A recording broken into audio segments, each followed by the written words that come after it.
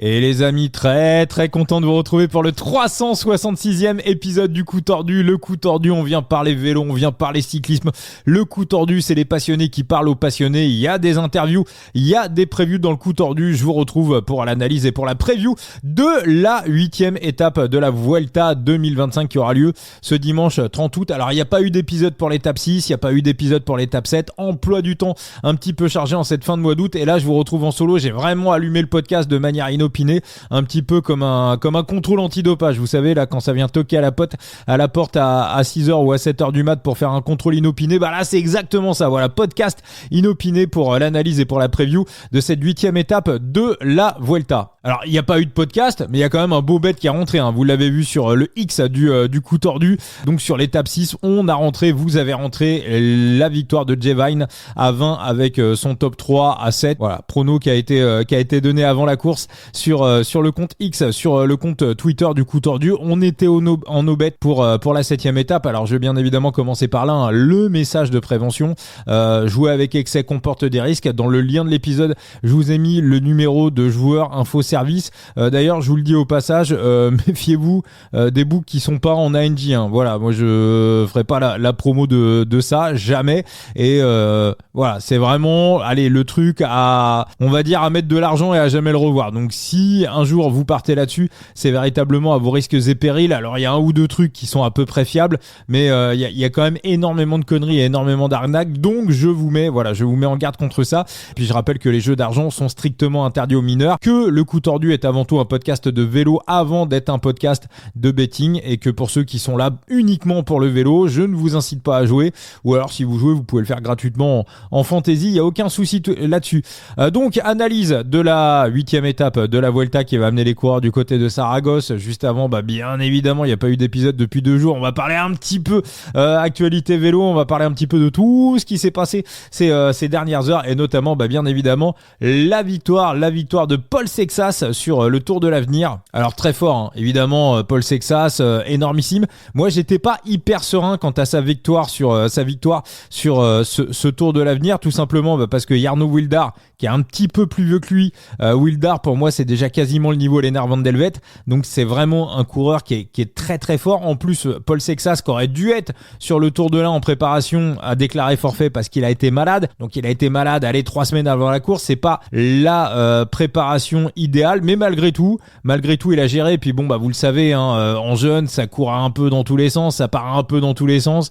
Joe Blackmore l'an dernier remporte le Tour de l'Avenir sur un move totalement improbable, donc il y avait quand même une grosse concurrence face à Paul Sexas, et il a assuré, il a remporté la course sur le dernier contre-la-montre. Alors moi je vais vous dire, parce qu'il faut bien qu'il y ait un truc qui me gêne dans tout ça, bien évidemment, il faut bien qu'il y ait un truc qui me gêne. Alors ce qui me gêne, c'est pas du tout Paul Sexas, voilà, beau début de carrière, le gamin a l'air bien câblé, j'ai absolument aucun souci là-dessus. Moi, ce qui m'a énervé, c'est que dès qu'il a franchi la ligne d'arrivée et dès qu'il l'a emporté, quelques minutes après, j'ai pris une alerte, je crois que c'était RMC, et ça disait un truc du style Paul Sexas va défier Pogačar. Et c'est exactement ce que j'ai pas envie de voir. Alors, je comprends pourquoi ils le font. Je sais pourquoi ils le font, je vais vous dire pourquoi ils le font, mais ce n'est absolument pas ce que j'ai envie de voir. On est tout simplement dans de la communication, avec un projet à moyen et à long terme qui est mené par un groupe de médias, notamment le groupe de médias des frères Saadé, qui détient RMC, qui détient BFM,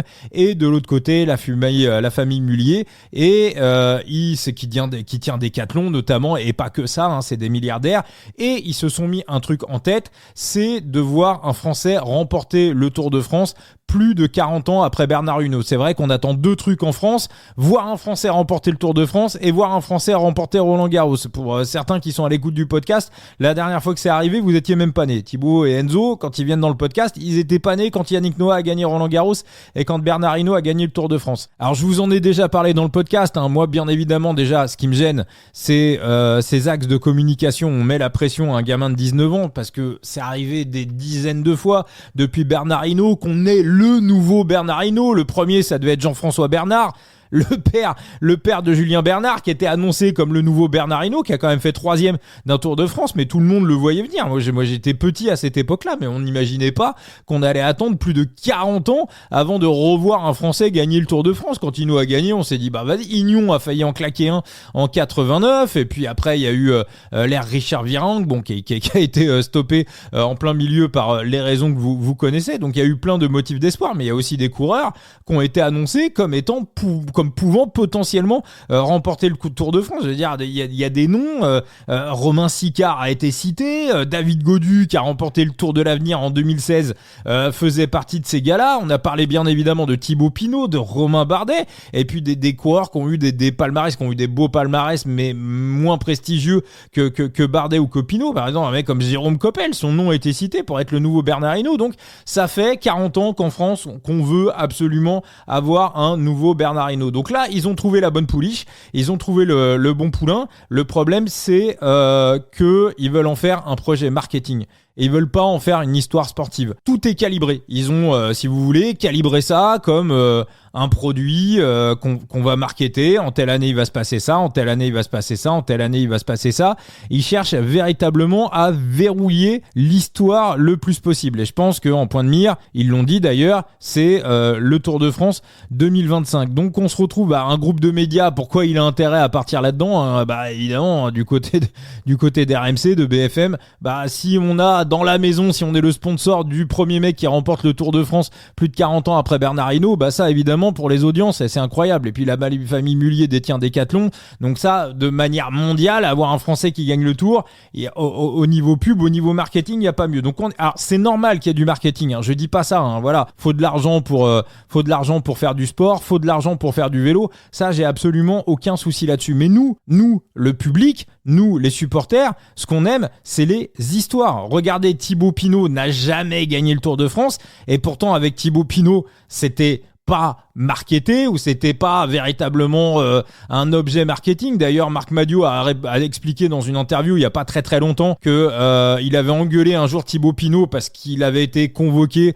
à l'Elysée avec plein d'autres sportifs et qu'il a dit j'ai autre chose à foutre, voilà. Mais c'est aussi pour ça qu'on l'aime, Thibaut Pinot, parce qu'il était atypique, parce qu'il a, il a écrit autre chose, il a écrit une autre histoire. Et alors, est-ce que Sexas va remporter à un moment donné le Tour de France ?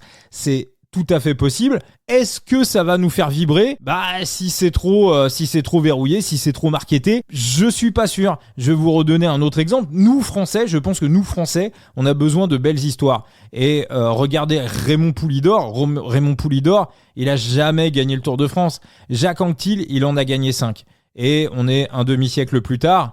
Et qui est dans le cœur des Français ? De manière très claire, c'est Raymond Poulidor, alors qu'il n'a pas gagné. Vous voyez ce que je veux dire ? C'est qu'en fait, c'est pas qu'on aime les perdants magnifiques en France, c'est qu'en fait, on aime les émotions. Voilà, je pense qu'on est un pays un peu romantique. Au fond de nous, on aime les émotions et on aime les belles histoires. Alors après, si à la fin ça gagne, parfait, magnifique, on sera heureux, on sera content, mais on a quand même envie d'avoir une belle histoire. Donc j'espère quand même qu'il y aura un peu d'instinct dans l'histoire qui débute sur Paul Sexas, et qu'on va arrêter de nous surmarketer le truc et nous envoyer des tweets à la con, ou des publications, des alertes à la con comme j'ai lu tout à l'heure. On revient sur notre Vuelta, notre Tour d'Espagne. Alors Thibaut, vous allez l'entendre, hein, parce que quand il a dit que les chiffres étaient pas bons, de Gaudu, hein, je parle de Gaudu bien évidemment, parce que je pense que la punchline, les chiffres sont pas bons, je pense qu'on va l'entendre très longtemps. Gaudu qui remporte une étape, bon, il vous l'avait dit quand même, il vous l'avait expliqué qu'il était beaucoup plus inquiet au moment où on allait se retrouver sur des ascensions un peu plus longues.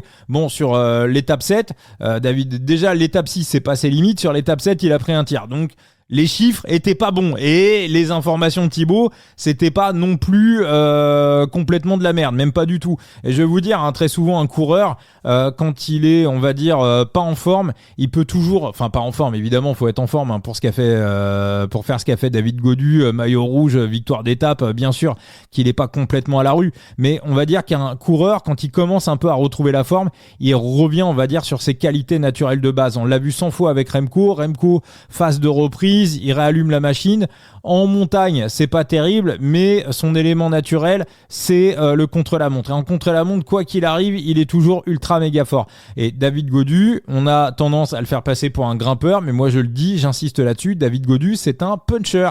Voilà, il a déjà fait des top 10 dans le mur de Wii. Il a grandi en Bretagne. En Bretagne, les talus, ça fait rarement plus de 10 minutes.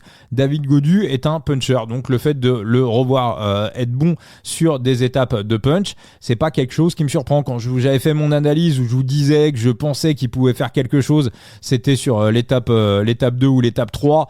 Je vous aurais pas forcément dit la même chose sur un col de 45 minutes si la Vuelta avait débuté là-dessus. Donc pour notre petite bataille du classement général, alors pour l'instant on n'a pas vu grand-chose, mais moi j'insiste sur les previews d'avant Vuelta.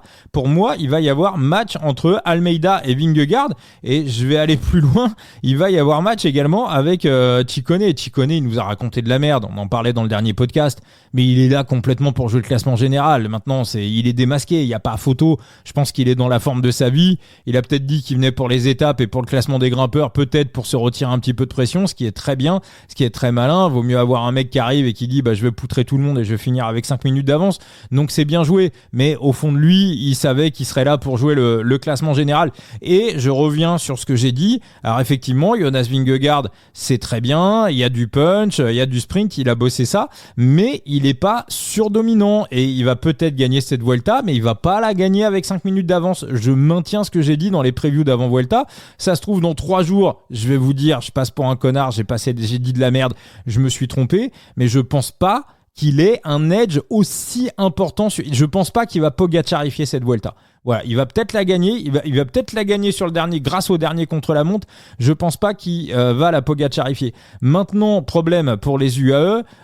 Moi, j'imaginais bien, si vous voulez, la doublette Almeida-Ayuso mettre à mal Jonas Vingegaard. Il y a notamment quelques étapes qui sont relativement piégeuses, notamment, je crois, l'étape 19, qui est la fameuse copie de l'étape, rappelez-vous, en 2022, qui avait été remportée par Champoussin, la fameuse étape où Superman Lopez avait littéralement pété les plombs face à Enric Mas et face à la Movistar. Donc c'est le type d'étape où quand vous êtes à 2 contre 1 avec des phases de plat entre les talus, c'est typiquement le genre d'étape où le surnombre peut jouer. C'est un peu comme ça qu'une année sur le Tour du Pays Basque en 2022, Roglic et Vingegaard avaient littéralement humilié Tadej Pogačar. Donc il y avait des coups à tenter, des coups tactiques à tenter. Le problème, c'est que Almeida n'est plus placé au classement général. Malgré sa victoire sur la 7e étape, il n'est plus classé au classement général. Maintenant, ce qui est bien, c'est que Almeida prend ses responsabilités. On voit qu'il a clairement pas peur de Jonas Vingegaard.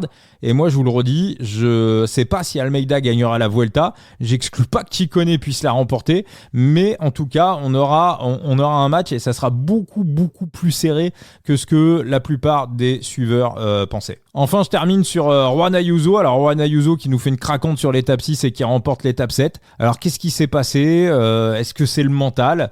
Certains pensent que c'est le mental. Est-ce qu'il nous aurait pas fait une petite fringale ? Très très bizarre. Quand même, faire une fringale à ce niveau-là, ça roulait pas non plus ultra méga vite. Le jour 100, le fameux jour 100. Alors, il peut nous faire une Vuelta à la Remco Evenepoel. Remco qui avait une craquante, rappelez-vous, en 2023 dans le Tourmalet, puis derrière qui avait gagné 4 étapes et qui avait remporté le maillot des grimpeurs. Je trouve que Ayuso a 6 au maillot des grimpeurs, sachant que Jay Vine, c'est pas le mec qui tient le plus facilement de la terre sur son vélo. Écoutez, je vais réfléchir encore un peu. Parce qu'on a encore l'étape de Saragosse qui va passer, où il va pas se passer grand-chose. On aura encore les mêmes cotations, je pense, après la 8e étape. Mais c'est quand même quelque chose qui me titille pas mal. Si Ayuso retrouve du moral après ça, qui part un petit peu en électron libre, en plus il est à domicile. Donc UAE, c'est une équipe quand même qui aime bien faire croquer les coureurs à domicile.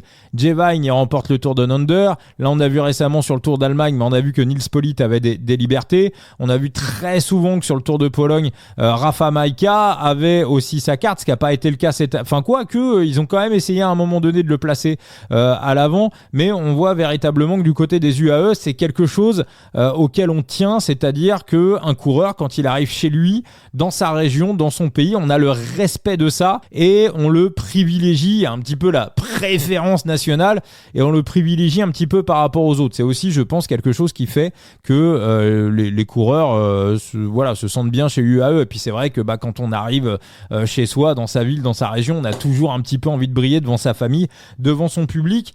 Donc, je vais encore réfléchir un peu, mais je vous avoue que Ayuso à 6 pour le maillot des grimpeurs, c'est quelque chose qui me fait de l'œil. Alors, on va basculer sur l'analyse et la preview de cette 8e étape du côté de Saragosse. Alors, ces sprints, je suis quand même ultra surpris qu'il n'y ait que 30 points attribués pour les sprints sur cette étape, parce qu'on est clairement sur une étape complètement plate. Il y a 1200 mètres de dénivelé, ce qui est pas grand-chose. Il n'y a aucun grimpeur sur l'étape. On va dire qu'on a un début un petit peu bosselé, mais vraiment vite fait. C'est que des ascensions non répertoriées. Puis après, ensuite, lente descente vers Saragosse en faux plat descendant. Donc, on va dire étape au dénivelé assez facile. Et franchement, je vois pas véritablement qu'est-ce qui pourrait nous empêcher d'avoir un sprint massif sur cette 8e étape. Donc, le barème, là, sur ce coup-là, le barème est complètement con. Voilà, 30 points pour la gagne, c'est totalement incohérent. Alors après, au niveau du sprint, on va avoir quelque chose, j'ai envie de dire, d'un petit peu... Est-ce qu'on peut appeler ça un peu technique ? On a une arrivée en courbe avec une dernière courbe à 300 mètres de l'arrivée. Ça ressemble un petit peu, si vous voulez, à ce qu'on a vu sur la première étape avec la victoire de Jasper Philipsen. C'est un circuit urbain, circuit urbain dans Saragosse. Il y aura une grande ligne droite dans le final qui va être effectuée, on va dire, plutôt vent de dos. Il y aura un petit peu de vent quand même. Ensuite, on va avoir quasiment un virage à angle droit pour prendre une grande courbe qui va amener les coureurs jusqu'à l'arrivée. Donc, je vous dis, ça tourne, c'est une grande courbe jusqu'à 300 mètres de l'arrivée, donc je pense qu'il sera important que les trains se placent et puissent prendre l'intérieur exactement ce que vous avez vu sur la première étape. Donc ce que j'ai fait, sprint plutôt pareil, vent 3/4 d'eau, on reprend un petit peu de vent de côté, mais vraiment sur les tout derniers mètres, en tout cas sur mes radars météo. Alors je me suis amusé un petit peu à coter tout ça, notamment la cote du vainqueur, et j'ai pas encore ouvert le Bookref, j'ai pas encore regardé la cote. Moi je vous le dis, j'estime une victoire de Jasper Philipsen. Alors je vais vous dire pourquoi je cote Jasper Philipsen ultra favori, tout simplement que sur l'étape où il a été battu par Ben Turner sur la 6e étape, non c'est pas la 6e étape, c'était sur la 4e étape, du côté de Voiron, on avait quand même un début ultra méga compliqué. Je pense que sur les premières ascensions, Jasper Philipsen a véritablement tapé dans le moteur. Et c'est aussi là où il a perdu des cartouches pour l'arrivée. Alors depuis, il y a eu de la fatigue bien évidemment, il y a eu le chrono par équipe, Alpecin l'a fait un peu en dedans, il y a eu 2 étapes de montagne, c'est pas forcément ce qu'il y a de plus reposant bien évidemment pour un sprinter, mais au moins sur cette étape de Saragosse, on est sur du tout plat, donc je pense pas que ça, tout plat, manière de dire bien évidemment, mais je pense qu'au moment du sprint, il sera moins émoussé que sur l'étape de Voiron. Et moi je pense que sur l'étape de Voiron, c'est vraiment aussi ce qui l'a mis dans le mur, c'est qu'il semblait très émoussé. On sait qu'il a eu une préparation imparfaite pour cette Vuelta. Donc je vous le dis avant d'ouvrir le Bookref, moi j'ai fait ma petite cotation et je cote Jasper Philipsen, vainqueur à 1,82. Alors je vais ouvrir en direct la stage 8, Jasper Philipsen à 1,66. Eh écoutez, ça sera next de mon côté.